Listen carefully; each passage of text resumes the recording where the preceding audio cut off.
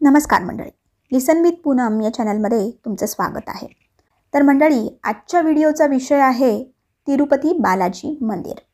तर मंडळी, तिरुपती बालाजी मंदिराच्या संबंधित काही रहस्यमय गोष्टी आज आपण या व्हिडिओमधून जाणून घेणार आहोत।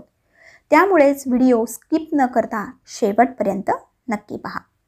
चला तर मग आजच्या या व्हिडिओला सुरुवात करूयात। मान्यता नंबर 1 म्हणजे या मंदिरात भगवान वेंकटेश्वरांच्या मूर्तीवर असलेले केस खरे आहेत। असे मानले जाते की या केसांचा कधीही गुंता होत नाही आणि हे नेहमी मुलायम राहतात।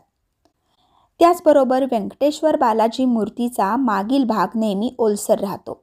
ध्यानपूर्वक कान लावून ऐकल्यास समुद्राचा आवाज ऐकू येतो। नंबर 3, मंदिराच्या दरवाजाच्या उजव्या बाजूला एक छडी आहे। असे मानले जाते की या छडीचा उपयोग देवाच्या बालरूपाला मारण्यासाठी केला गेला होता। तेव्हा त्यांच्या हनुवटीला जखम झाली होती। यामुळे बालाजींच्या हनुवटीवर चंदन लावण्याची प्रथा सुरू झाली। नंबर 4, बालाजी मंदिरातील गाभाऱ्यातील देवाच्या मूर्तीकडे पाहिल्यास मूर्ती गाभाऱ्याच्या मधोमध दिसते, परंतु वास्तव्यामध्ये तुम्ही बाहेर उभे राहून पाहिल्यास ही मूर्ती गाभाऱ्यात उजव्या बाजूला स्थित दिसते। नंबर 5, गुरुवारी भगवान वेंकटेश्वरांच्या मूर्तीला पांढरे चंदन लावले जाते। दुसऱ्या दिवशी हा लेप काढून टाकल्यानंतर मूर्तीवर देवी लक्ष्मीचे चिन्ह उमटलेले असते।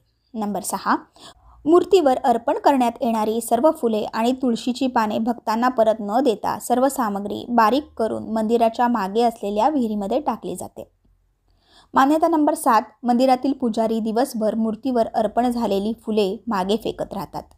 अर्पण केलेल्या फुलांकडे पाहत नाहीत, कारण या फुलांकडे पाहणे चांगले मानले जात नाही।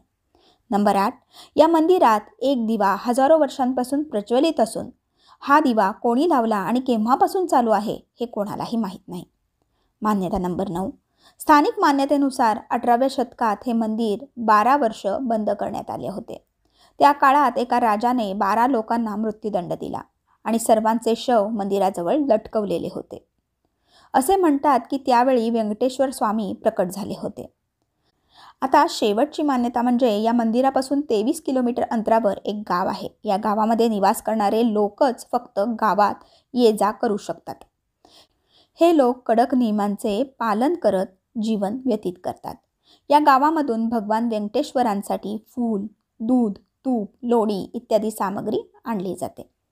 तर मंडळी, आशा करते ही बालाजी मंदिराविषयीची माहिती तुम्हाला नक्कीच आवडली असेल। त्यामुळेच व्हिडिओला लाईक करा, शेअर करा आणि अशाच प्रकारचे नवनवीन व्हिडिओ पाहण्यासाठी आपल्या या लिसन विथ पूनम या चॅनलला नक्की सबस्क्राईब करा। धन्यवाद। श्री स्वामी समर्थ।